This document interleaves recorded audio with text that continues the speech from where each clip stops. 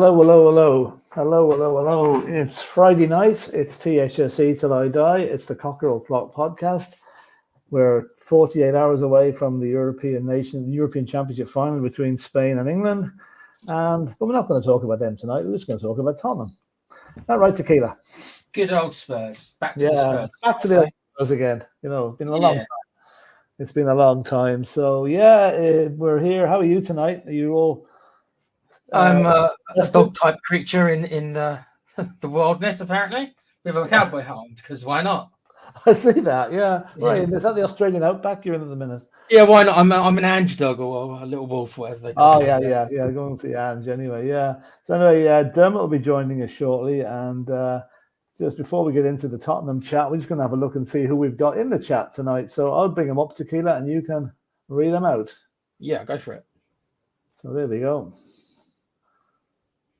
G'day, Dragon D's Nuts. How we doing, fella? You all right? How you doing? See you. How's it going? Good day. That's me. Hello, Nick. Good day, Cobbers. That's you again, I think, is it? Good day, Cobbers. Yeah, I'm just plugging our Patreon. Yeah, this is from the Full-Time Sports Network. Yeah. So just plugging our Patreon, because obviously we haven't got memberships, have we? No, we've been cast adrift by YouTube and their wisdom. Thank you, YouTube. They still haven't told us what we did wrong, which is quite incredible, It's like you meant to fix stuff when you don't know what you've done. Well, it's like going into court. You've been brought into court. We're not going to tell you what you're charged with, but you're guilty. So good luck. Right. Anyway, we're saying please become a member of a Patreon. Membership fees as low as £3 and £3 a month. Please support us while we fight against YouTube to get our channel membership back. Yes, that's what you do. So you know what to do. Go on over to Patreon and support the channel. And again, the same thing again. Come on up again. And this is the Patreon link, as you can see there. So if you get on over there, it would be much, much appreciated. And we are going to be doing shows this season. We are going to be doing specific shows for Patreon members or subs of YouTube once we get them back, members of YouTube. So we'll be looking at that. And as the season, it's hard. Before we get into it, Stephen Cartwright says, "Good evening, lads. How's everyone?" Yeah, we're good. Okay, thanks. Stephen, hope you're well, Stephen. Well. Yeah. And Dragon D's Nuts is coming with a very specific. A dingo ate my baby. Oh dear. Hey, look, dingoes got to eat too, Yeah, I know. Preferably not your babies, but they got to eat too. True. Anyway, it's kind of hard to believe, but Tottenham have a match next Wednesday. Yeah. Should we bring up the bring up the fixtures here just to show you what's coming up. It's quite amazing. The lads only came back to training on Sunday, I think it was, and now they're playing a match. So next Wednesday evening at 7 p.m, we're up in Edinburgh at the Tynecastle Stadium to play Hearts, or Heart of Midlothian as they're known. Always like Hearts. Yeah. And then it'll be good. It'll be like a lot of the players aren't back yet, but obviously the younger lads are all in, and it'll be a good test for them. Then the following Saturday evening, a much more local derby, it's QPR in Loftus Road. And then I presume in the interloping period there, 20th to 27th, a few of our bigger stars will be back. And we're heading out to Tokyo to play Vissel Kobe. So how long are we going to Asia for? Because obviously we'll be going to Tokyo, and then we'll be going. We're going for a week, actually. We're going for a week. In Tokyo on the 27th. Then we move over to Seoul on the 31st of July. Heung-min Son will be obviously the star attraction there, playing the K-League All-Stars, I suppose. Combination of the best players. And what quality of players do you think they are? I don't know that much about the K-League. I don't know, but like the Korean national team is pretty okay. Not too bad at all. They're not bad. Yeah. But I think it's just like Heung-min Son. Did you see him when he was leaving to come back to London last week? He got a heroes. There was hundreds of people at the airport seeing him off. Just to see him off, giving him birthday cards and cakes and everything. The guy is a national hero over there. They're very fanatic, but I mean, it must be good. He must feel good about it. It's so polite. You want to see him. He was going like that to them all. Bowing down to them. The guy has got such manners. It's unbelievable. He really does. There's somebody trying to join us here, so I better bring him in. Oh, he's in there already. Are you there, Dermo? What are you doing with an England badge behind you? I haven't even had chance to change my background for Dermot, my I know you've got to do a forfeit if England beat us on the 7th of September, but don't start this early. Don't start this early. As you can see, there's a Dutch sign behind me. That side. But you still have the other one. Can you put your flag over the other one? No. I actually can't. Demo's converted to being an English fan. He has. I knew it would happen.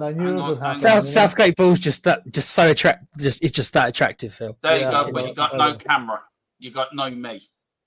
Oh, that's even better. That's even better. Oh dear, no. That's it. That's more like it. Anyway, just to carry on. Can you still hear me though? Yeah. Yes, we can hear you fine. Oh, yeah. We're just talking about the fixtures here.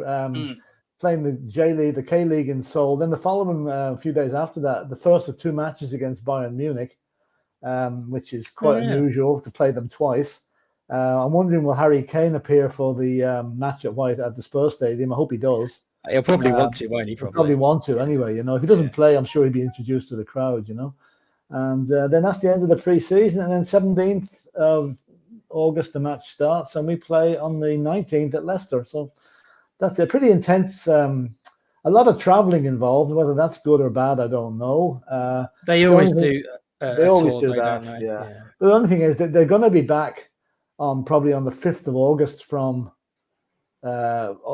Seoul. So they're going to have 5 full days at home. Maybe the best part 2 weeks at home before the league starts. So that's not too bad, So anyway, a few more comments there. Dermot, this is one for you.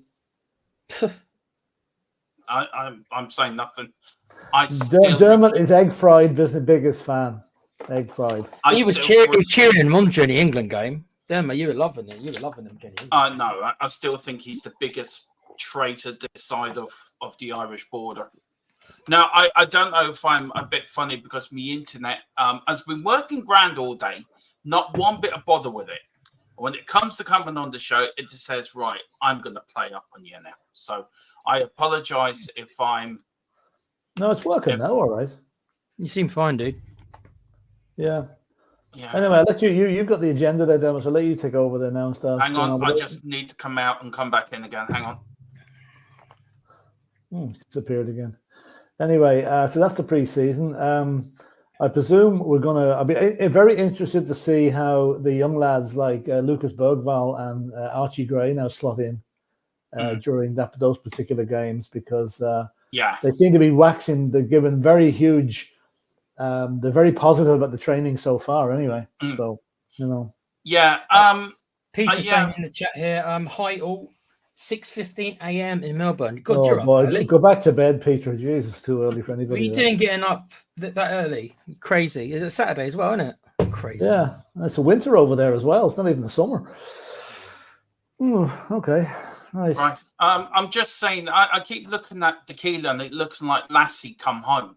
That's all that keeps going into my head. No, that's Angie's bulldog. I'm Angie's dog. The cowboy hat. And, No, you just look like Lassie. I feel like saying to you, but God, somebody fell down the well. Come home, Lassie, come home. Somebody fell down the well. Archie Gray. Fell down the well. Lots happened over the summer, and Archie Gray is the first big signer. He's a versatile midfielder. So on the contract that will run until 2030, and will wear the number 14 shirt, which I think Perisic had up to his retirement. Look, Philip, what do you think of Archie Gray? I think it's a great signing. I'm absolutely over the moon with it. It shows you the trend. We're signing good young players that we can mold into our way of thinking, rather than trying to persuade them to forget their present way of thinking when they come to us. A player that's been at 5 or 6 different clubs is going to be hard to bring around. These guys are young, they're fresh, they're keen, and I think it's a massive signing. He will be a future club captain, this guy, in my opinion. And you, Tequila, what you thought on Archie Gray? We were rumoured to be looking at him a while ago, so whether or not that we were always going to be in for him because of the Rodon thing, I don't know. Well, I'll tell you what I was surprised about. I was surprised that Brentford was his original destination. That nobody... Can you hear me? Yeah, I can. Yeah. I can't hear any of you. Oh, we can hear you. We can hear you. Can you hear me? Philip. Yeah, I can. Yeah, we'll carry on and we'll do them. Yeah, so Archie Gray. The only thing about him is I was surprised that it was only Brentford who'd gone all the way with it. Do you know what I mean? I was surprised there wasn't other clubs bigger than Brentford, with all due respect, in for him, including Spurs. And obviously, but we did eventually come in for him, but more or less right at the death, wasn't it? He was more or less on the bus ready to go to sign for Brentford. So it was very much a last minute thing. And I do wonder if he wouldn't have had the whole Roden thing if he would have gone for him, which surprises me because I do think he's going to be, I think it's a very good prospect. I don't know if he's ready for the first team. I don't know. I guess we'll find out. I think maybe he'll be on the bench to start with, but we'll see. There is a lot. We do have a lot of midfielders, and I guess we'll have to see. Yeah. Well, who leaves during the summer. He can play fullback as well. I have a feeling that the Brentford thing was a bit of a smokescreen. Now, I could be wrong, but I think there was a deliberate... Leeds were never going to accept Brentford's paying structure. How did they want to pay? I don't know how they wanted, but it wasn't acceptable to Leeds. And I think they say that's where it fell down. I wouldn't be a bit surprised if during the discussions Tottenham came in and Archie Gray says, listen, be nice to Brentford, but I'm not going there. I want to go to Tottenham. And they really wanted Roden as well, but they couldn't afford to buy Roden, so I guess it fit everybody's kind. It fitted everybody. They got Roden for a discount, really. Good luck to Joe Roden. I hope he does very well up there. He's a hero in Leeds, but he wanted to go there. And they love him now. Yeah, he turned down offers from I think Bournemouth and maybe Leicester, maybe something like that, some Premiership teams. But he wanted to go back to Leeds. Leeds are rightly going to be favourites to come back up this season. So, yeah, good luck to the lad. Hope he does well up there. He was linked to Southampton, who, of course, beat Leeds in the playoff final, which I thought that'd be an interesting move if Roden joined Southampton, the team who just beat him. Yeah, well, that's true. There's the thing. We've reached agreement with Leeds for the permanent transfer of Joe Roden, the Wales international defender. He joined us in Swansea in October 20. Made his full debut against Chelsea in November and went on to make only 24 appearances because he was out on loan at several, couple of places. So, and he's an established Welsh international as well. So, good luck to the lad. He was never going to make it at Tottenham. I think that's probably just the best way of putting it. Do you think he's not quite good enough to be a Premiership defender then? No, I wouldn't say that. I wouldn't say that. No, I'd say he is. He just mightn't have fitted the whatever our managers were looking for, You still there, Dan? Can you hear me? Yeah, you're there now. I can, yeah. I mean, look, for me, just to go on the Archie Gray thing, I think it's a great signing. Once, it shows that we're getting the proper youngsters in. Mm-hmm. And two, it's a player that will fit Ange Ball very easily and very quickly as well. And with Joe Roden, look, I wish him all the best at Leeds. He is a hero at Leeds, to be fair. And whatever reason for love the money, he just couldn't make it at Tottenham. But look, you could go to one Premier club, not make it, and go to another Premier club and be in sensation. So I just think maybe it's the environment. Maybe it was just the managers didn't suit his system. Maybe it was too soon for him. Yeah, is it his pace, do you think? Do you think it's his lack of pace, maybe? Yeah, look, yeah, I think different players develop different times. And I think Joe Roden's probably a late developer. He's one of them. But for me, look, good luck at Leeds, and he was very good at Leeds, so fair play to him. And I think Leeds will bounce, come up next season. They should have come up this season, really. It's amazing they didn't, Yeah. But just one further thing on Archie Gray, though, just to say that. Yeah. Another reason I think he came to Tottenham was Archie is a self-confessed Celtic fan. All his family are Celtic fans. And so I would say when Tottenham came in with Ange Postecoglou and his Celtic links, I'd say any other club did not want to hear about it. All he wanted to do was come to Tottenham. Yeah, maybe. Yeah. But as you can see, we've got Lucas Berger. I forgot to put his name above the top. I am sorry about that. I only realised that once I'd done all the PDFs and put them in here. I didn't have time to go back and change it, but we are delighted to announce that we've reached an agreement for Lucas Bergwall because he joined on the 1st of July to join the club from Swedish all-seven skin side. Try saying that after a few pints. It's hard enough when you're sober. It is. The midfielder has agreed. Now, he's got a deal on to 2029. The Swedish Messi, he's been named. He's going straight into the first team squad. Yep. What's your hopes for him for this season? I'd say one of the biggest problems he's going to have is fighting the women off when he starts playing at the stadium. Because I don't know if you've seen him now, but I tell you, he's a looker, and I say the women will be going mad for him. But that being said, brilliant footballer. Some of the videos out there are just superb what he's done. Great lad. Great attitude as well. Yeah. For you, Tequila, what's your thoughts on it? I've got an interesting take. Okay, so I like my FIFA games, right? And what I do sometimes when it's players I haven't really heard of, I will have a little look to see if people who know more about football and stuff like that and what they think. In the video game FIFA, he has been added during a year as an exciting prospect. And what that means game-wise is that he ends up being 86 or above. So that tells you what people think his potential is, because they put him in the video game as really high.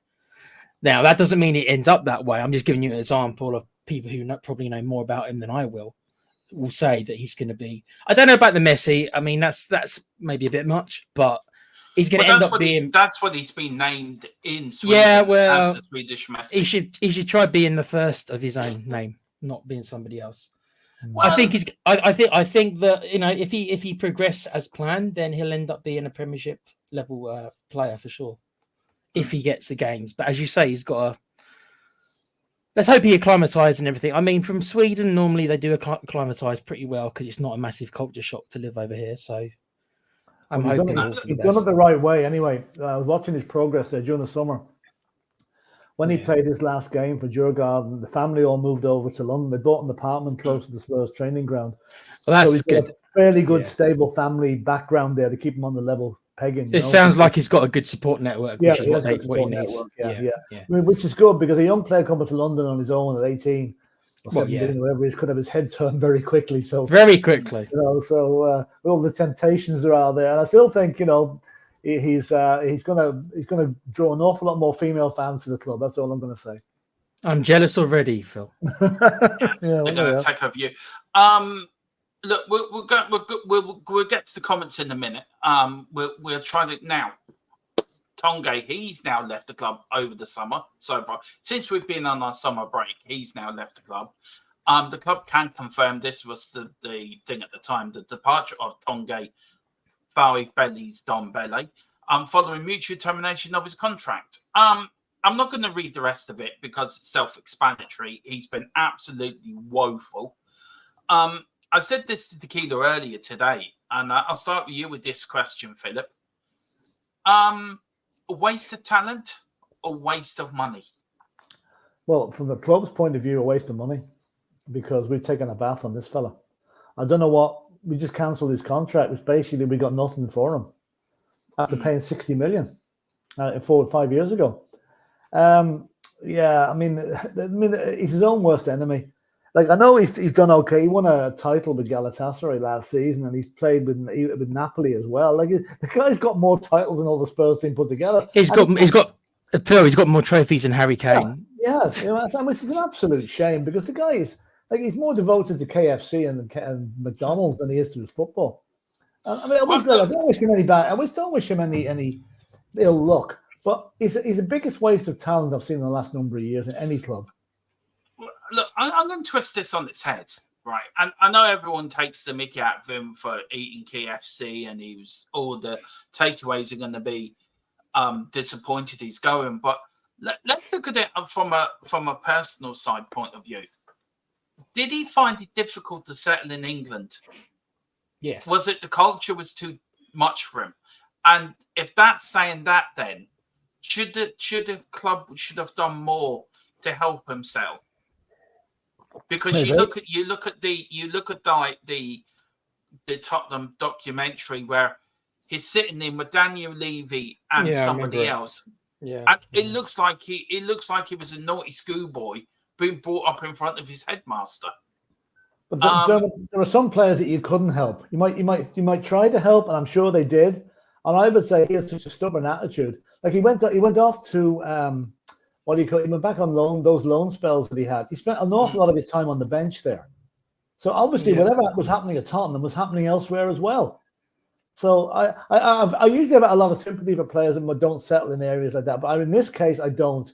Because I think it's totally down to his own attitude and his own stubbornness and his own reluctance to muscle down, lose weight, get fit, and become one of the Spurs first team. He didn't try hard enough. I'm going to come from it a little bit of a different angle. Is that I think he probably had mental health issues. Now, this is just going by some things. When somebody puts on weight like that, it normally means that he overeats, and overeating is a form of addiction. It's something people do when they're depressed. The argument is, why is a guy who makes that much money depressed? It's a difficult one because we would all love to be playing for Spurs. We would all love to be making even a quarter of what he was making. So it's a difficult one to have sympathy for. But on the human side, there obviously was something wrong with him. And I think that the couple of friends he had were those other French lads, Sissoko and was it Aurier? Now, they both were moved on. So in a way, if those were his only two mates or the only two people he could connect with, and they both left, he probably struggled to make new friends and settle in. That's me being very generous on the human side for him. Mm-hmm. Well, maybe you're right. You could be right, but at the end of the day, like, I mean, leaving out the sentimental side of it, really, on a pure business side, that was the worst transfer Spurs ever made in their history. Yes, definitely. Yeah. You know?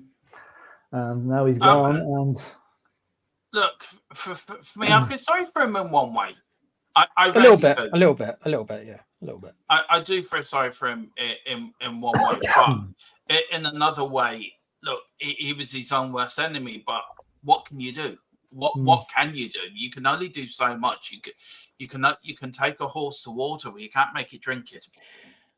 And Dermo, what happened also is that because of the crazy wages we offered him, it forced him out of being transferred permanently, maybe somewhere he wanted to go, because nobody was going to pay the wages. $200 a week. Nobody was going to buy him off. That's what I mean. Nobody was going to buy him off us because they couldn't handle those wages. So the best he could ever go is to be loaned out to all these different countries. You know what I mean? He probably wanted to go back to France, but there was no takers, right? So, but then he was loaned out to Italy. Probably didn't like it there because he had no friends. You then loaned out to Turkey. Probably didn't like it there either.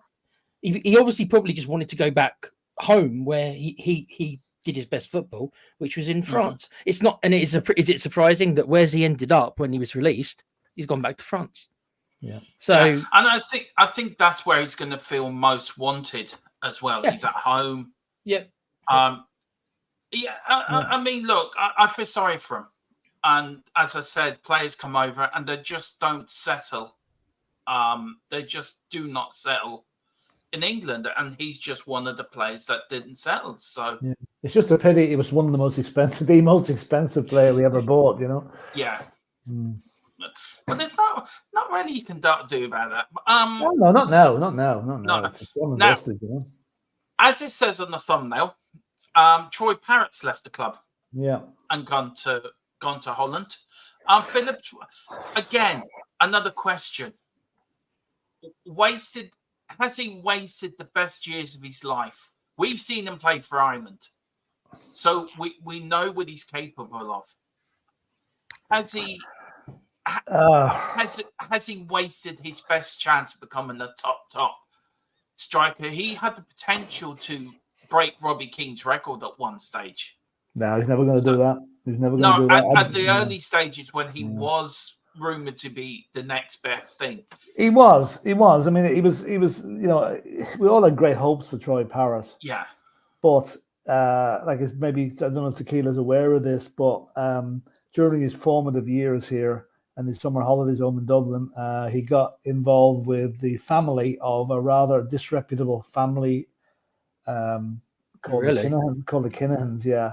And like, I'm not saying he was involved in it, I'm sure he wasn't. He was kind of dealing with the younger members of this particular family and hanging around with them, and that did not go down well. And it kind of soured our thinking to him a wee bit, you know. And then he got injured, a couple of bad injuries, which cramped his style. Then they started putting him out on loan. And when that happened, I think I said earlier on last season, Troy Parrott will be sold this summer, and I've been right. I've been proved right. Now he's gone to AZ Alkmaar, who are a half decent side in Holland. He scored a lot of goals for Excelsior last season. They were relegated on the final day of the season, which was unfortunate. But it wasn't down to Troy Parrott. He actually did his best to keep them up. And he's gone to Alkmaar. We've got a decent fee for him, 7 or 8 million quid, which is okay, you know, not bad for a player that really has not made an impact in the first team. And I wish him bad luck, and I hope he does very well out there. And I hope he does well for Ireland as well, because You get the Dutch league is a good league for a striker, and if he scores lots of It goals, is. he'll come back and score lots of goals for us. I was going to ask you guys. Obviously, you've seen him more than I have. What is the Dutch league his level? Yeah. Has he found his level? Yeah, he has. He has. Because I know he scored a lot. Too good for the Scottish league. Yeah, and he's probably not good enough for the Bundesliga. So the Eredivisie, or whatever you call it, I think it's just about his level. Now, I hope to God the guy does very well there. I'd be delighted if he did. As you can see, I've given you a pre-look to my studio for the final on Sunday, as you can see. So I thought I'd just give it an outing tonight. Do you have to put the man with the waistcoat on? Just put the flag. Don't put the man with the waistcoat on. I had to. I wanted to give both managers centre stage. You know what I mean? Look, for me, I think it's a chance for him to redeem his international career, Philip, in a way. Oh, too. yeah, absolutely. Yeah. And I think it's good luck to him, and I hope he makes it over there because I like Troy Parrott. I think he's got the talent. Yeah. But it's a young player, too much too soon. Yeah. And that's been the problem.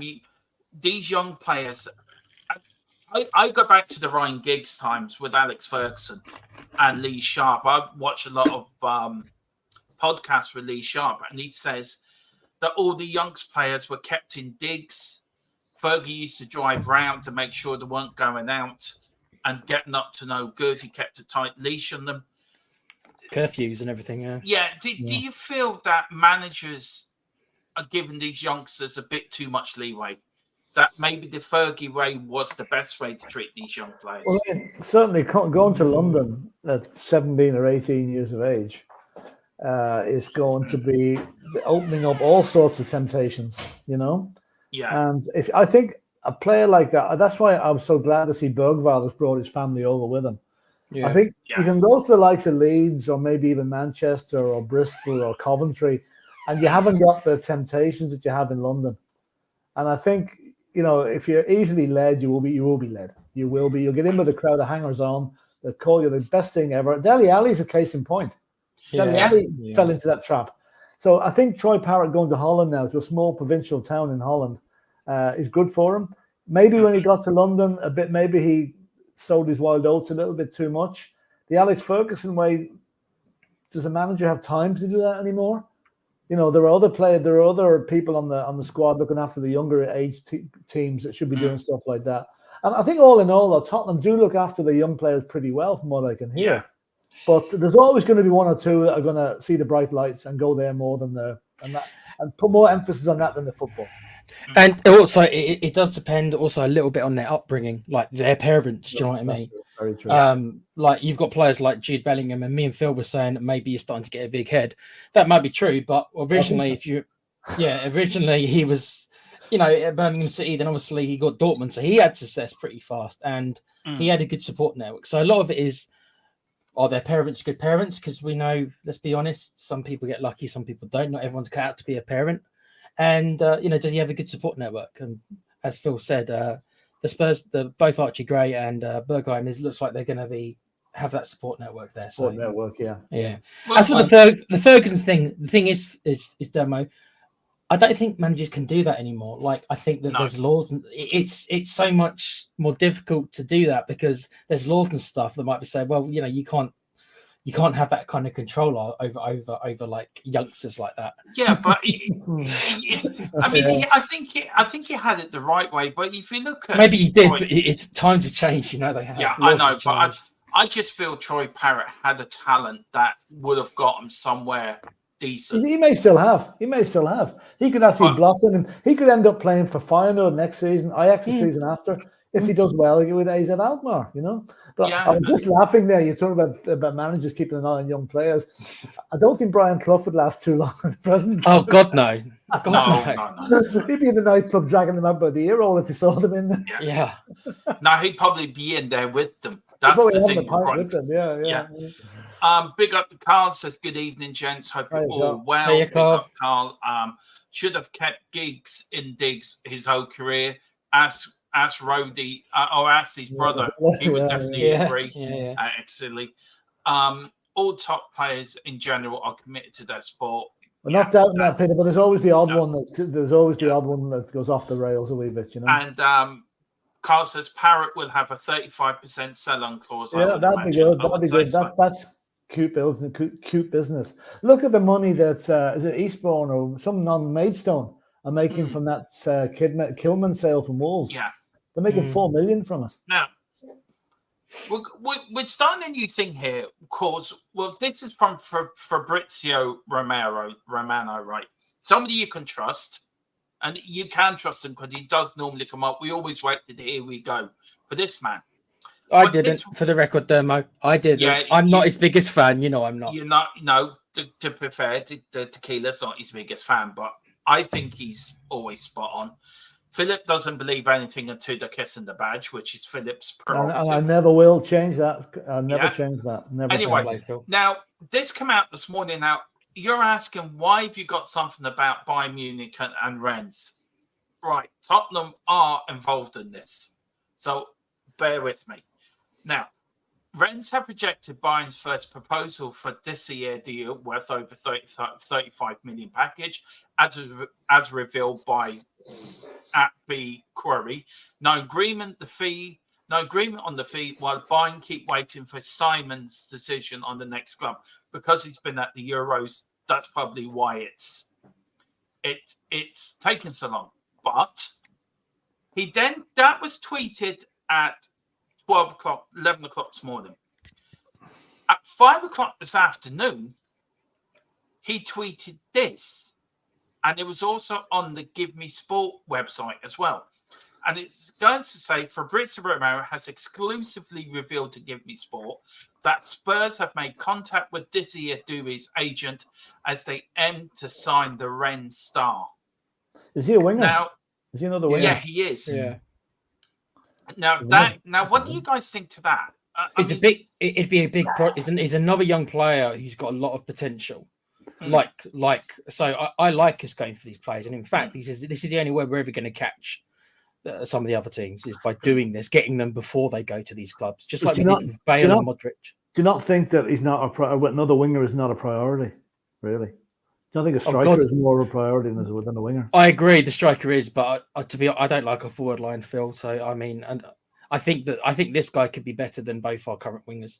Yeah. Well, maybe not Sonny, but Sonny obviously is 31, 32. You know what I mean? Well, now we've got Sonny, we've got Solomon, we've got Kulichevsky, we've got Johnson.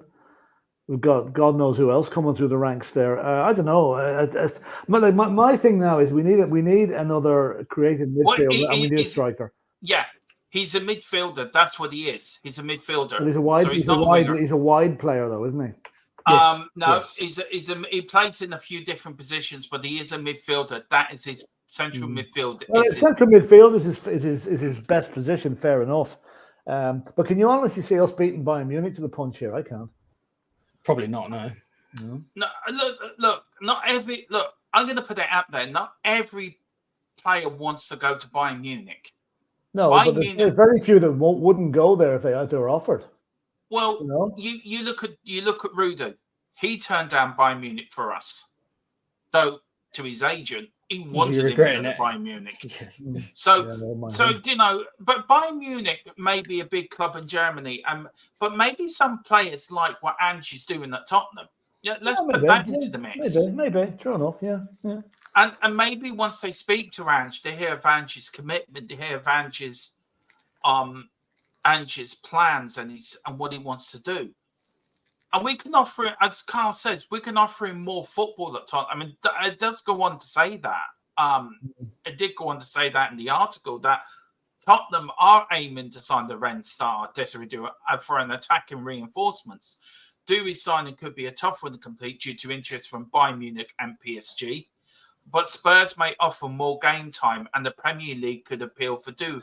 The Premier League, Philip, is a big pull to players. It is, but it's a huge pull. But I always think when I see a player being touted around to go in 2 or 3 different clubs, my immediate thoughts go to what is his agent whispering in his ear? There'll be more money at Bayern Munich. Go there. That's the agent is going to be the key here. If the agent has got a thought for his player's future rather than his bank balance, then maybe yes, he will come to Tottenham. But what agent is going to sell a player to Tottenham for 30 million when PSG might pay 50 million and his commission goes way up? That's one thing we've got to watch out for. That's going to happen every time in a big transfer. And look, Tequila, what's your thought on it? Do you agree with Philip? Look, I just feel if I was him, I go where I go and get the most game time. Okay, so the biggest selling point for Spurs for this kid is obviously the league itself is a better league than Bundesliga. I think most people would admit that. Yeah, it's a better league than obviously the French league. So league-wise, yes. London also is a big selling point for foreign players. Even though I don't like London that much, these are foreign players. They see the glamour side, so London's a selling point as well.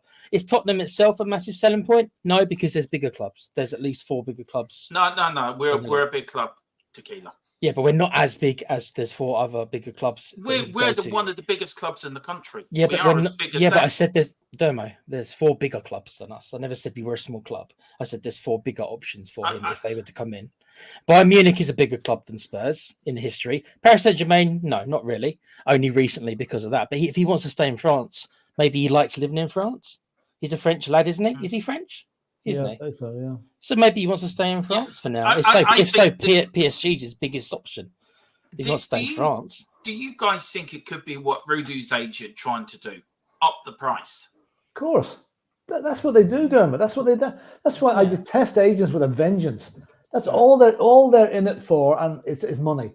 And I'm delighted now they're going to cap their commission come this October. It's long overdue, and in fact, I'd cut it in half and mind capping it. You know, they're what forcing up the price of players. They're not worth half the price they've been paid. Big up to Gary. Hasn't been in. Big up, Gary. Been in for a while. It said Dura isn't going to buying guys. They ain't even in for him. I've heard that as well, actually. It's agent media bullshit. That's it. That backs up what I'm saying. That's what I'm saying. Yeah. You know. And good evening. He wishes us good evening. The 3 of us. Good evening, Gary. How are you doing? And then Carl says Dura will be a Spurs player by the end of the weekend. Clip it. I'm hearing that as well. I'm hearing that as well. If he's as good as you say, I must say I haven't followed the lad. If he's as good as you say, I'll back Ange's judgment. Or if Ange wants him, I want him. He's got a lot of potential, Phil. He has. Got a lot of potential. Now, Emerson, AC Milan, keep working. Now, this comes in 2 parts as well. I'm keeping you all in suspense for the second part, by the way.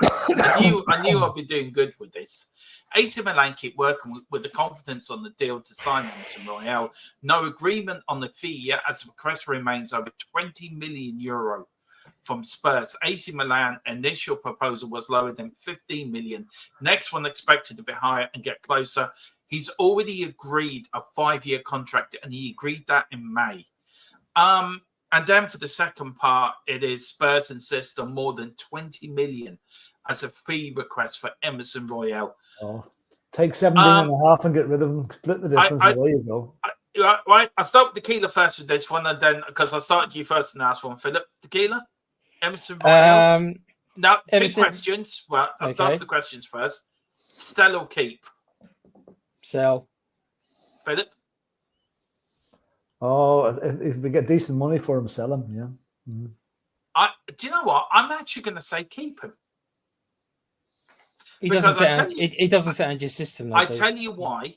When we needed a centre back last season, he did a damn good job, and he stood up to be counted. To be fair, yeah, but with another centre back this season, though, we've enough centre backs this season, I think. Yeah.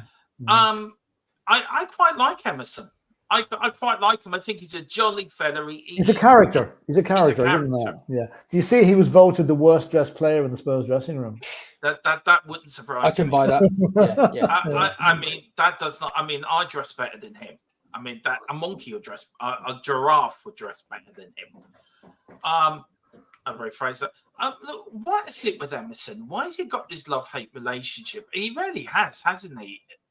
Yeah, he's just not that.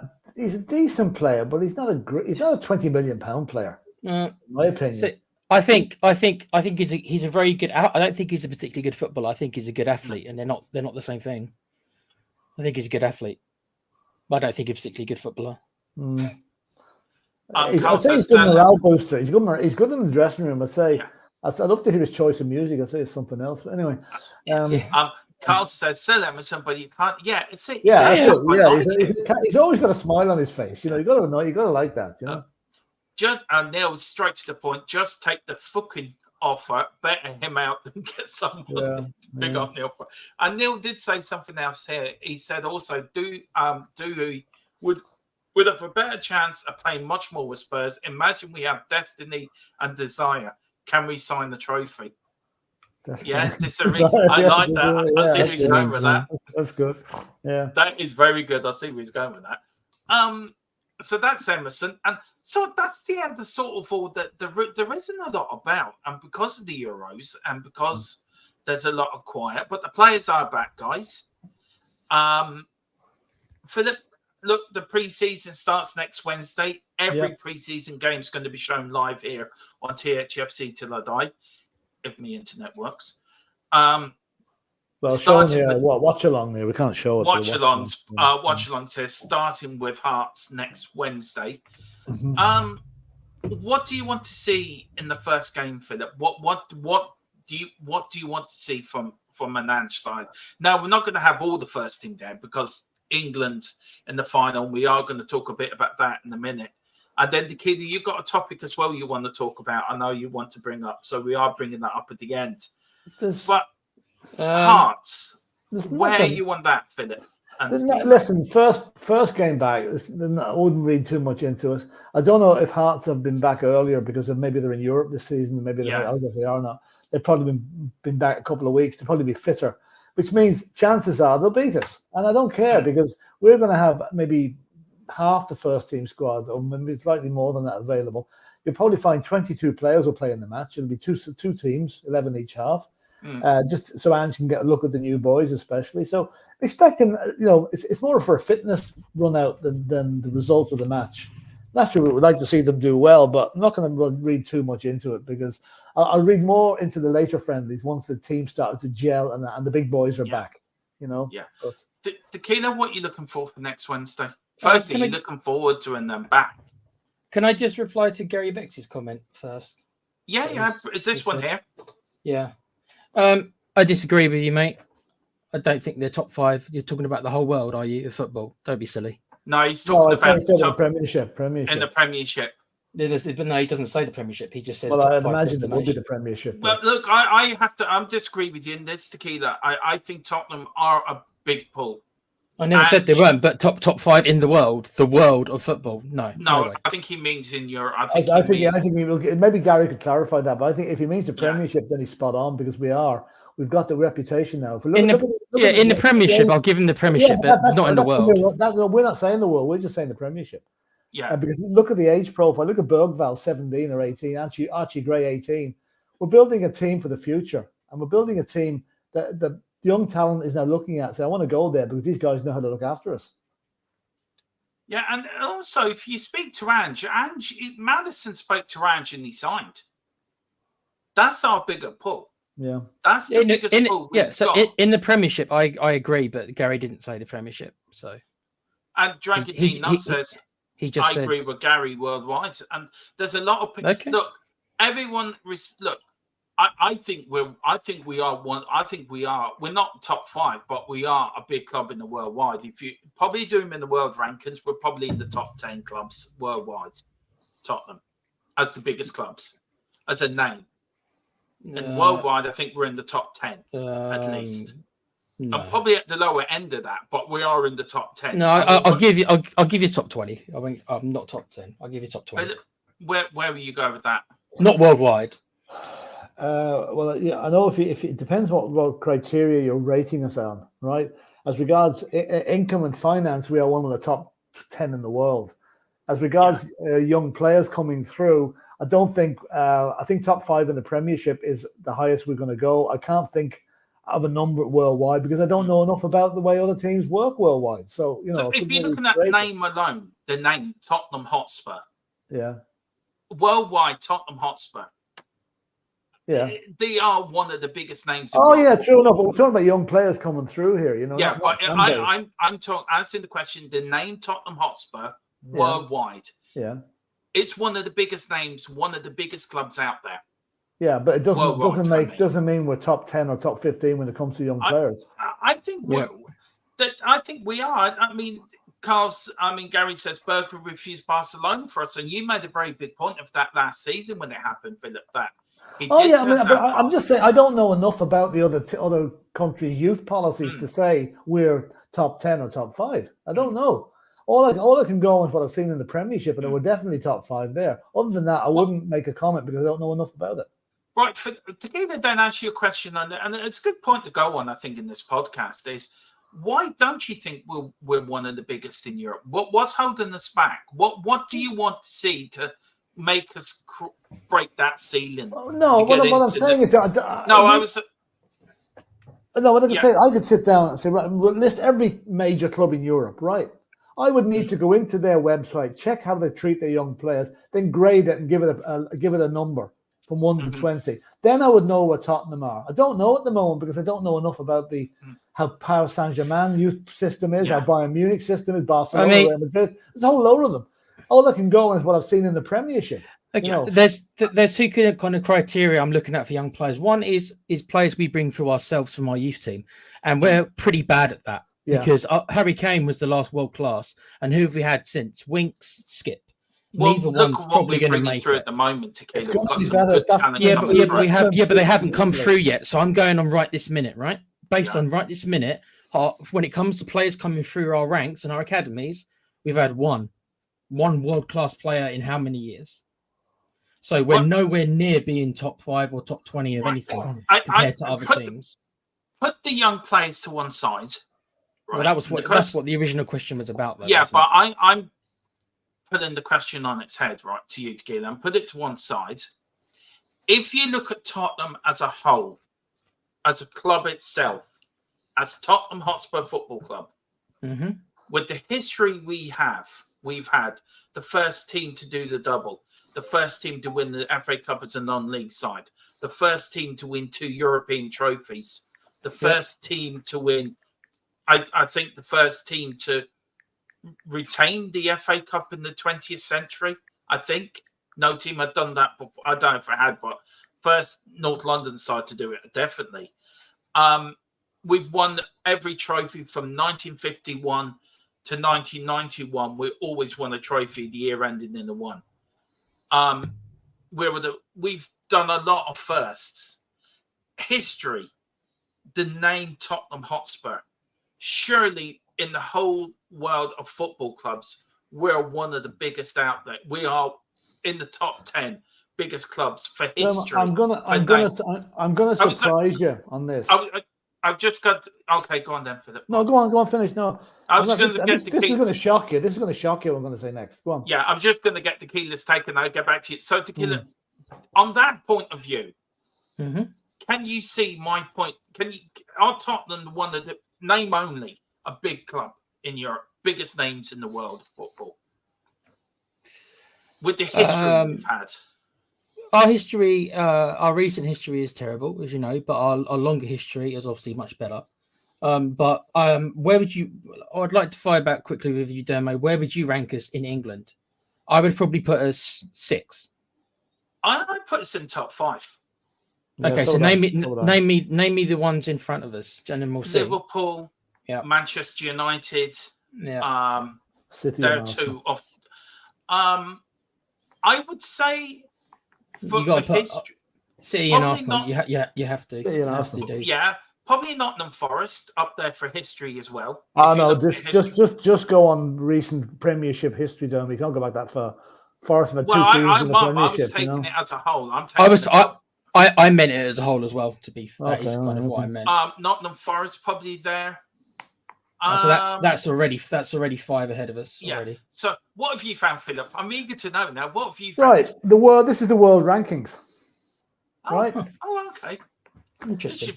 This should put a few things in 36. In 36. No, work upwards. In 36th place, Monaco. Is this based on what? How many trophies overall? I don't know how they work it out. I haven't worked that much out, but this is the current world rankings. In 37th place, Aston Villa. In 39th place, I'll leave out the 38th in a minute. In 39th place, Crystal Palace. And in 38th, Tottenham Hotspur. We're 38th in the world rankings. Now, how Crystal Palace are there, I do not know. Who's the top 5? What's the top I'll have a look and see now. Hold on.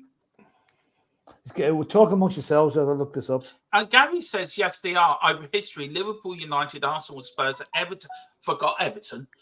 I mean, I suppose I'm lucky in one way, Tequila, that I've had the experience and I had the luck of watching football in the 80s and watching these great sides, where Phillips also had the privilege of watching teams in the 70s, and where you've had only the 90s football to watch. Do you know what I'm getting at? So your knowledge of teams only goes back to so far, where I can go back a bit more, and then Philip can go back a bit more than that. Well, it depends how you rate it. We're all going to have different definitions of what success is and how we rate these teams. I'm just going on generally a general perception over over everything. So, like Gary Becks, I respect you, mate. You're allowed your opinion, but to say that we're bigger than City, considering the dominance of City, if you would have said that to me 10 years ago, 100%. But what City have done over the last 10 years, fair or not, and we know that they're not very fair, bought the title, yes. Bought all these trophies, they have. But they've still done it, unfortunately. But you can also say that Blackburn bought the title back in 95. Yes, they did, Jack Walker. 100% Derma. Yeah, they did. You're right. And so did Chelsea with Abramovich. You're right. Yeah. And if we're going back to the 80s with Liverpool, right? Liverpool back in the 80s under Joe Fagan, Joe Fagan, Bob Paisley. It's not unarguable, Gary Becks, mate. You've changed the goalpost there by adding the pre-money dough thing. If you look at Liverpool, then Philip, they didn't buy the title, did they? That Liverpool side, like under Bob Paisley or under Joe Fagan and Bill Shankly, and you look at Sir Matt Busby, you look at even. It's a disgrace. Sir Bill Nicholson, how that man was never knighted is a mystery to me. He should have been knighted. Oh yeah. You didn't have to buy players to win the league. They're homegrown players. There was no foreign players in those days. It was all homegrown, you know. When did you think it started coming in, Philip, with your knowledge of football, and you're more than me and Tequila put together, by the way? Once the Sky money started at the start of the Premiership, that was the start of it. That was it. There was no money in football up to that. It was all self-generated. Sky came along, B-Sky B came along with millions, and that changed the whole routine. But I'm looking at the world rankings here, and I'm absolutely amazed. I cannot believe this is. I can't believe this is number one, accurate. Phil? Number one, Manchester City. Number two, Real Madrid. But that's based on, that's based on right now, isn't it? It's not based on based up to the 7th of July, right? Inter Milan, 3rd. Arsenal, 4th. Bayer Leverkusen, 5th. That must be, and a lot of this must come from the last couple of seasons, because that must be just here. This year. Liverpool are 6th. And the one that absolutely gets me is Bayern Munich are only 12th, okay? Paris Saint-Germain are 11th. But the one that's absolutely stunning me is Arsenal. No, sorry, not Arsenal. Newcastle in 26th place. That team hasn't won a trophy in about 100 years. How the hell they're up there? I don't know what the criteria is. But that'd be worth looking into. Tottenham are back in 30. Manchester United are only 35th. Why are Palace that high? Why are Palace that high up? I know. I'd love to know the criteria for this. Well, is Simon Jordan doing these? I don't know. Crystal Palace are 39th. There's no other British club in the top 50. Now, if I go down to, let's see now, 51, from 51 down. No, that's not giving it to me. Anyway. But if you look at Sonny, we're massive in South Korea. Yeah. If you look in Australia, we're massive now because of Ange in Australia. Yeah. You look at other players as well. Sweden, we're going to have a massive following. Kulu and now Bergvall. It wasn't years ago where it was the man on the street that came into a game and you got your fan base just from your local town or city. Yeah. It's now a worldwide, global game where people will come over from all over the world to go and watch their team play. But I can sit in Dublin Airport, Philip, you know this well as I do, during the Premier League season, and you can count Manchester United fans, Liverpool fans, Arsenal fans, Spurs fans, Wolves fans. God knows how many teams all flying out of Dublin early on a Saturday morning to go to a Premier League game. Yeah. True. It is, and as much as I understand Gary's point, and for me, Tottenham are a massive club. They're a massive name. I will never change that because Manchester United are one of the biggest clubs in the world. So Yeah, Liverpool, name-wise. I don't know what criteria they got Newcastle way ahead of Spurs from the season that they had last season. So I just don't know. Anyway, I'm not sure what criteria even Gary's talking about because reading this silly comment here. Well, sorry, it's Gary. not a silly comment. It is a silly comment. Look what he says at the end, mate. You're disrespecting. Yeah, but I get his point. Well, I don't. Well, you have what he means by that is You're very nowism. No, mate. I just see the stuff differently to you, mate. No. You. When did you start watching football? Not post-Prem. What's he even talking about? Post-Prem. Post-Premier League, so First Division.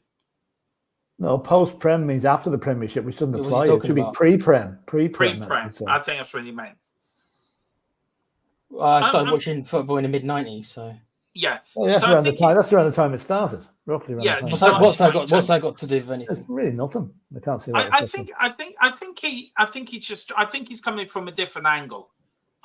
He never said until he changed the goalpost, which he tried to do in one of his comments. He said biggest teams of all time, not biggest teams that didn't spend money. That's a different question. He's changing the goalposts, so I'm pointing that out before people start kissing his ass too much. What is great about this, you can always agree to disagree, but I do agree to disagree, but he's like he respects you. Don't be disrespectful, mate. Well, some of his comments are, not that respectful. Accrington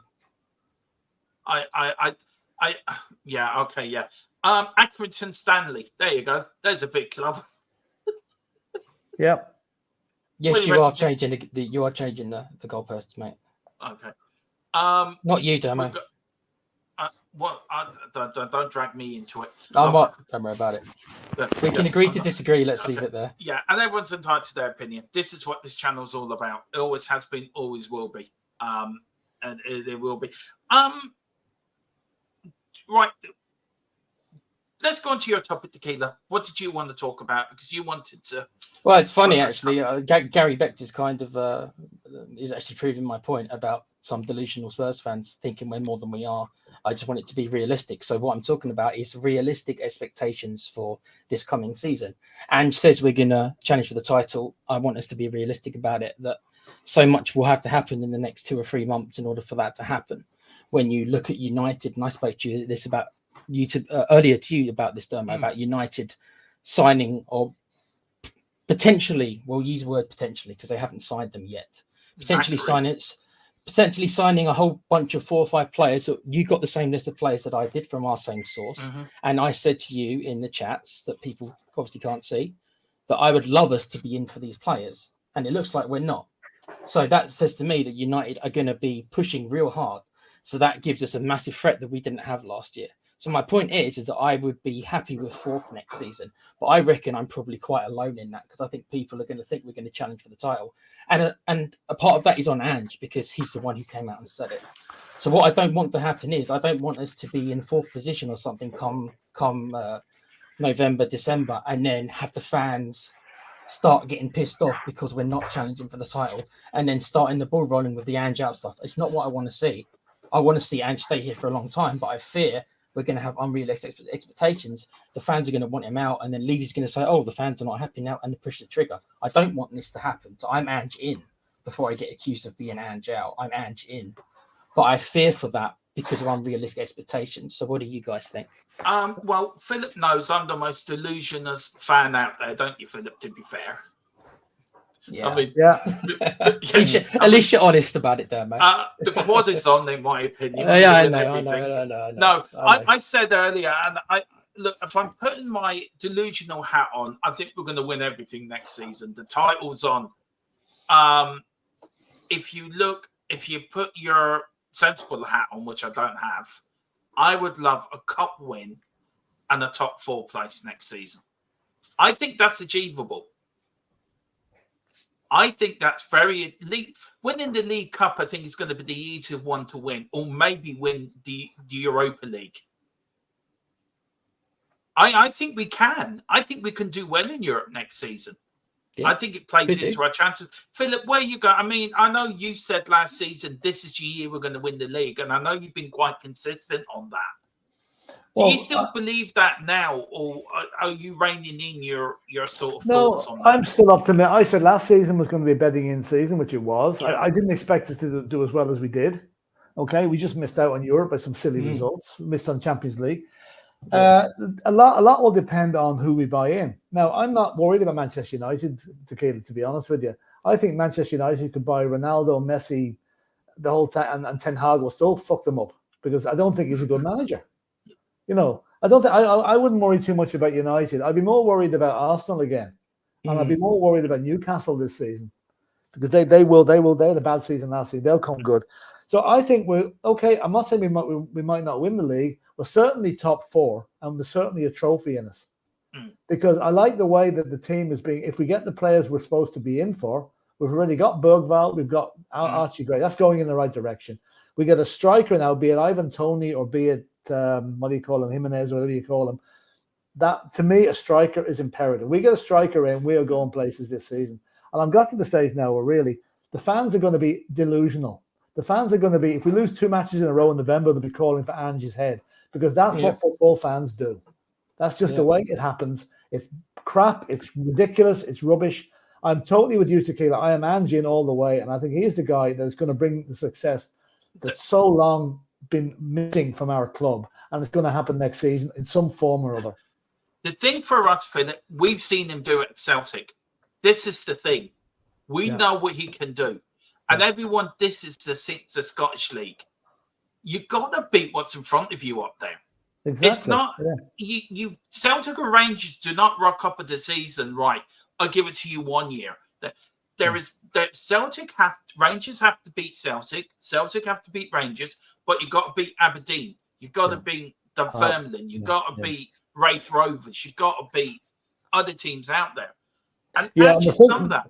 The thing about that is in Scotland, when Ange went into Celtic, Brendan Rodgers had left it like a complete shit show, right? Yeah. He got rid of the dross. He brought in his own type of players, and voila, look what happened. What's he doing at Tottenham? Exactly the same. Same.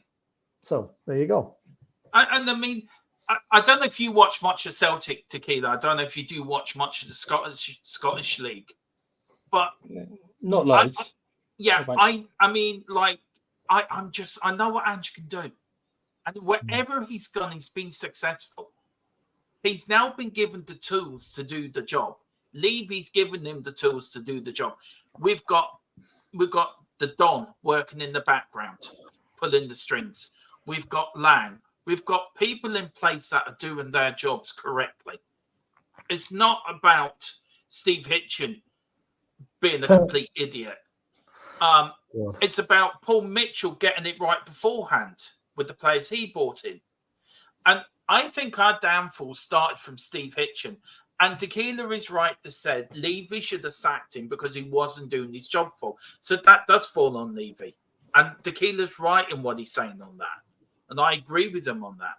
But you look at it now, he's leaving football people to do football things. Yep. And this is what I want to see. And I don't know, Tequila. I mean, our fans, a lot of fans are going to be delusional. There's going to be a lot of fans going to be like you, Tequila, right? But surely the start of the season, anything is possible, isn't it?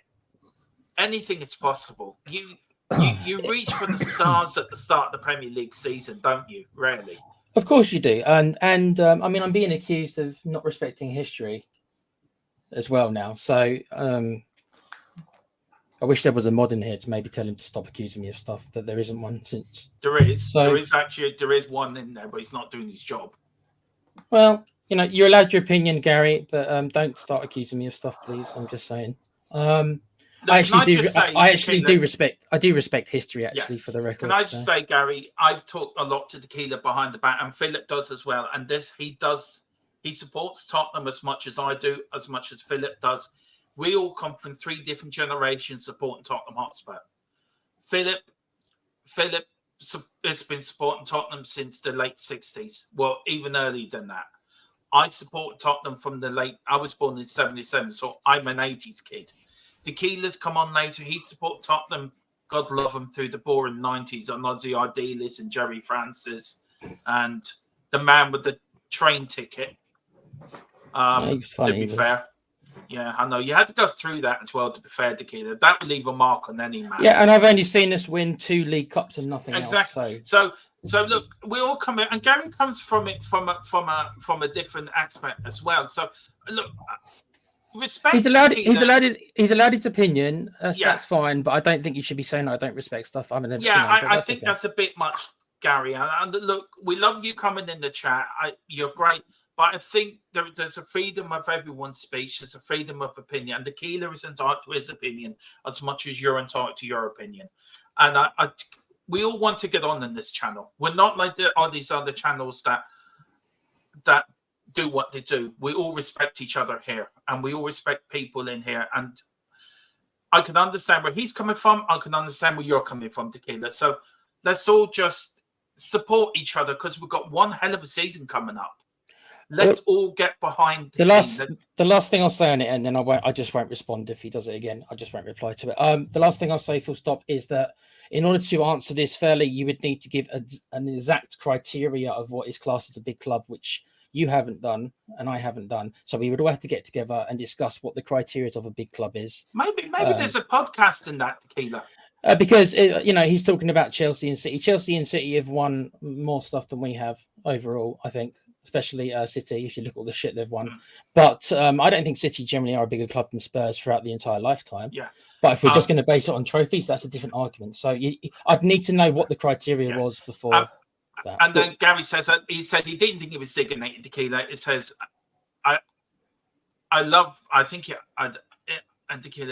know what it's. I just question. No, I understand what you mean, Gary. But like I say, you'd have to give us all a certain criteria by how we're judging these things, and that's not being given overall by anyone. So maybe you're right, Dermo. Maybe there is a podcast in that. If it's any help, there was a figure come out during the week about the number of Spurs fans worldwide.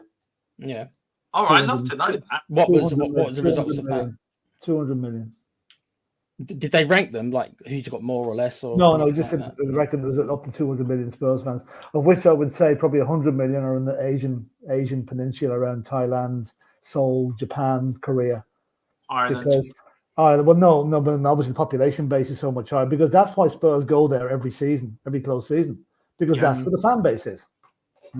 I can count 3 Spurs fans in Gorey alone. Very good. That's that 200 million and 3 then. Yeah. That's it. Gary says before Levy, 16th, 10th, 12th, 9th. So that shows how bad the sugar years were, to be fair. Dragon D Nuts says Chelsea and City had to cheat. Mind you, that is so true. That's true. That is very true. That's the truest comment of the whole night. Absolutely. Never denied it, but they got away with it. Well, at least Chelsea did. Chelsea never had the titles taken away, did they? Gerard says, I love Gerard's comments. They're so near the knuckle, and sometimes you can read them out, sometimes you can't read them out. So I'm going to have to rephrase this. So I do apologise. Yeah, you can't use that. You can't use that word. You can't use that word, don't. How can anyone? No, we're fighting YouTube at the moment. I'm giving them a bloody any more ammunition on me. How can pay by the week, boys. That'd be the best way of putting it. Yeah. How can anyone say the cheaters are the bigger club than us? Before the Russian man, they played in the Hayshed. They certainly did. I saw a Chelsea T-shirt that some guy had on one time, and he had Chelsea FC, founded 2003. No, not a truer word was ever said. And like I said earlier, Gerard, that's what I mean, mate. How are we judging it? Then you have to get back to me. We'd have to agree on the criteria. Maybe next week's podcast will do that, actually. That's a good podcast, actually. What is the criteria of judging the big club? Is it supporter base? Is it trophies won? I don't know. You tell me, and then we'll we have can to all do kind some of work on that. It's in everybody's different head. Everyone has a different view in their head. That's what it is. As you can see behind me, there's a big match on Sunday. Now, me and Tequila tomorrow night, I don't know if Philip's going to join us. We are doing a pre-match build-up to this game tomorrow night. I think it is a final, and we will do it. Spain are playing some team that lives across the water from us. They haven't won anything since 1966. If they do win this, I'm going to go hibernating for the next month. Me and Dave Harris, we both are. We've got a bunker ready. just to go into the bunker, because I don't think we'll hear the end of it if you win a trophy. We won't know how to react there, mate. Most people aren't. Most people won't know how to react. By the way, just on that subject, I don't know if anybody's got Netflix, but there's a documentary came up on it there the other night that was taken on the day of the 2021 final at Wembley when they played Italy and all the chaos that there was. You should watch that. It's brilliant. Yeah. Tina, from two Irishmen. Yes. I don't know. I will be modest. I will be modest if I won't rub it in your faces. Something I never thought would leave my lips. What's that? Good luck. You want to know what gets you want to go and have a lie down in the darkened room, will you? Jesus. You want to know what makes it worse is that there was a report out today saying that he might sign another 24-month contract. I'll tell you which means he'll be here for the World Cup, the next World Cup. That's what it means. If Gareth Southgate wins the European Championship, right, he deserves a new contract. There's no doubt about it. He deserves it. He's the first England manager to get England to a final on foreign soil. Yeah, in their history, and 2 finals in a row in the same competition. Demo, you were on with me, and I gave Southgate credit for the last game because he actually made changes that helped win. Very quickly on that game. Yeah. Yes or no? Did England play better that game than they have in the whole tournament? Because I watched the game in Leeds easily. Easily. And they said it was the best they saw England play. Yeah, it was. It's still not in a long time. It's still not up to the quality we've seen from Spain, unfortunately. Now, if England raised their game on Sunday, it could well win it.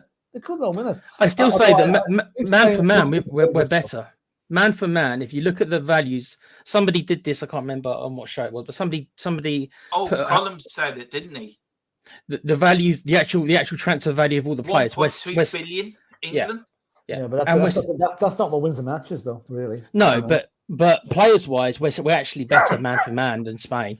But we can't, for the life of us, we can't play the kind of football, or we've not showed that we can anyway. I would not like to beat Kyle Walker or Kieran Trippier on Sunday night against those 2 wingers of Spain. They are lethal.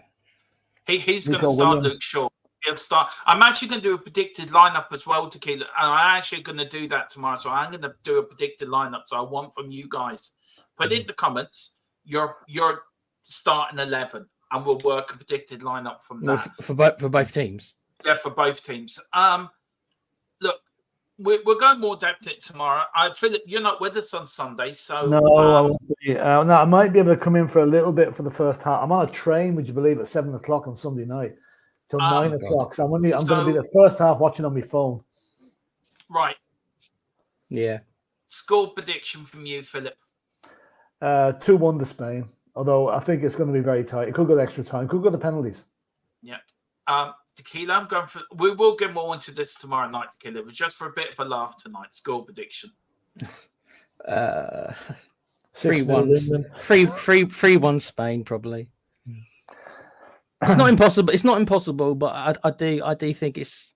I said 90-10, so there you go. I've gotten more optimistic, so I think it's like 80-20 that Spain win. 80%. I'm going for a 0-0 draw in England to win the penalties. Yeah, I think Spain could have enough night. Spain have not had enough night yet, and they're due one. So that's the thing. They've made a record, Phil. They've won 6 in a row. No one else has ever done that. Do They've you won know 6 games Harry in a row. Kane's the joint leading goal scorer in Euro 2024? That's unbelievable, really. And by the way, I have to say that was not a penalty against Holland. I'm sorry. No, it wasn't. I was going to ask you guys, was it a penalty? No, it wasn't. It wasn't a penalty. That was given the Premiership to be war. It was hard. It was harsh. It was harsh. It was a coming together. I'll tell you, Ronald Koeman did not hold back in his comments. I reckon he'd be done for that. And Virgil van Dijk saying the referee ran off down the tunnel at the end of the game like a rat up a drain pipe. Gary's asking, I also 3 of you, how is Egg Fried? I still refuse to say his name. £100 million player. He's not. That's the answer. That's the answer, mate. And it's not because he plays for that lot down the road. He's not. Nobody is worth. He's definitely not worth that sort of money. He's a good player. But would you say he's a great player? He's a good player. No. I'll tell you one thing, and it pains me to say this. Granit Xhaka of Switzerland put him into his box during this tournament. Xhaka was the best defensive midfielder player in that tournament. last question of the podcast, and we're going to end it there. Who do you start? Ollie Watkins or Harry Kane? Oh, Harry God. Kane. You cannot drop Harry Kane. You cannot drop. What they'll do is they'll bring Watkins on maybe the last 20 minutes. Like they did against Holland.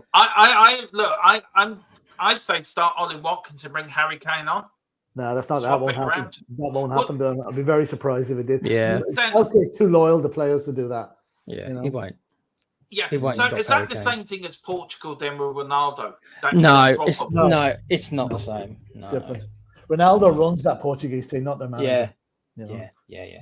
So Exactly, Phil. It's Kane. Kane's not. You can say what you like about Kane, but Kane does not have the ego of Ronaldo. He doesn't. Well, Did you see what happened when the young fella missed a penalty in the Portugal shootout? Every one of the Portuguese team went over to commiserate with him, except Ronaldo. He walked off on his own. That summed up Ronaldo to me. Will he be at the World Cup, do you think, Ronaldo?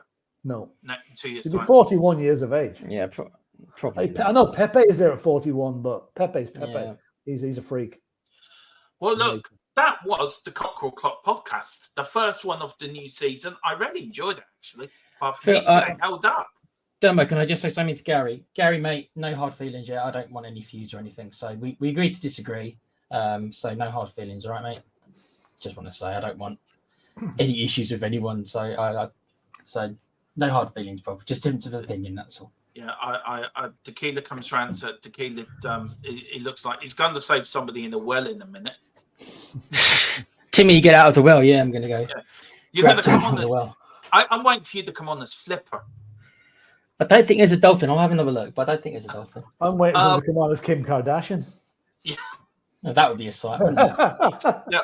I'll make the backside extra big, extra large just for you, Phil. Okay, thanks. This will be going up on our podcast channel when I make a new one. And then Gary says, do you to Spurs is close? I'm hearing that. I'm just waiting for an update from my source who hasn't responded yet. And he says, Ezzy is 50-50 and we are cool tequila, mate. So that's good to know, mate. Good. That's good. Gary's very good with the questions. He doesn't hold back, and that's what I like. No. We have to get him on the podcast. Tequila, where can people find you, sir? Obviously, they can find me in the Outback, being Angie's best friend. They can find me on, obviously, Tottenham Hotspur Till I Die. And my little gaming podcast, The Play Pouch. If anyone could sub to that, would be great. We just talk about video games and stuff like that. Thank you. Thanks for having me again, Mo and Phil. No bother. See you soon. You're great. Philip, where can people find you? Down the local chip shops where you're under the table here at the minute. Well, wherever you are, I'll be not far away, probably most of the time. Except on Sunday, I won't be around. But I mean, people have described us as the Morecambe and Wise of YouTube. Yeah, which is which though? Yeah. Or the two Ronnies, because we both wear glasses. Yeah, how long as it's like hinge and bracket, anyway, not them. Anyway. Well, you're the little fella that sits on the chair and tells the funny stories. It's good night from him. Yeah. I think I've called you Hale and Pace. I think also I've called you. We'll just get rid of him now for a little bit there, and just. I'm not saying who's Hale and who's Pace. You guys are gonna have to decide that one. Yeah, I think. Well, anyway, we are back tomorrow. I don't know what time. There will be a time up. We're back tomorrow with a pre-match build-up to the game on Sunday. We are doing the game on Sunday as well. Watch along England versus Spain. So do watch out for that. We're back on Monday at 6 with the new Spurs news beat every day. 6 o'clock Monday, 6 o'clock Tuesday, 6 o'clock Wednesday, 7 o'clock on Thursday, and 9 o'clock is the Cockeral Cop podcast. We've got the watch along next Wednesday as well, guys. So on Tuesday, there will be a little pre-match pump-up and our predicted lineup for the game on Wednesday. Watch along next Wednesday at 3 o'clock as well, as we're away to QPR. We'll be all here for that. Saturday. And then we'll have a bit of a post-match the next day afterwards. Also next week, guys, next Saturday, after the QPR game, the Patreon members, if you become a Patreon member, we're going to do our first Patreon fan show after the QPR game. So come on and have your say. We're doing that at about 15 minutes after the QPR game. to get things running. So if you want to do that, please hit the link in the chat, become a Patreon member. That will get you to come on to speak all Spurs. Thank you all for joining us. This will be going up on Spotify in the next couple of days. Whatever you do, enjoy the rest of your evening. Come on, you Spurs and Big Ange. We do Coys. Just before we go, I would like to introduce to our new lineup this season. Now, who's the substitute? Well, I'm gonna be the third one because I'm a dog, right? So he looks like a dog. The third one. So I'm the fella in the middle with the glasses and put my hands out saying I look cool. That's definitely you, Demo. Philip's the one at the end in the middle there, pretending that have I just said something I shouldn't have said? Possibly. Yeah, I don't know who the other two are. One's me, one's Colm, so take your pick. That's the four. Yeah. Colm's the other fella, the long thing fella. Come to United fan, so he can be the one on the far right. Yeah. Anyway, on that bombshell, we'll speak to you later. Come on, you Spurs.